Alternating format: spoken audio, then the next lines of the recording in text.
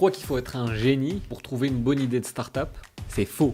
Et je vais te montrer pourquoi. Bienvenue dans cette série où je t'explique en moins d'une minute des mots qu'on entend partout dans l'univers startup, mais que personne prend le temps d'expliquer simplement. Le mot du jour, l'idéation. Et c'est tout simplement le processus qui permet de trouver et de faire évoluer une idée de startup. Et voici 5 approches qu'on retrouve souvent dans les parcours de fondateurs qui ont lancé des startups à succès. Problème métier. Tu connais un secteur par cœur, tu vois ses limites mieux que personne et tu as une idée pour faire mieux. C'est comme ça qu'est né Doctolib, des pros de la santé qui savaient à quel point la prise de rendez-vous était un enfer. Problème perso. Tu vis une galère dans ton quotidien et tu te rends compte que tu es loin d'être le seul. Blablacar à la base c'est juste un mec qui voulait pas faire Paris-Nancy tout seul dans sa voiture.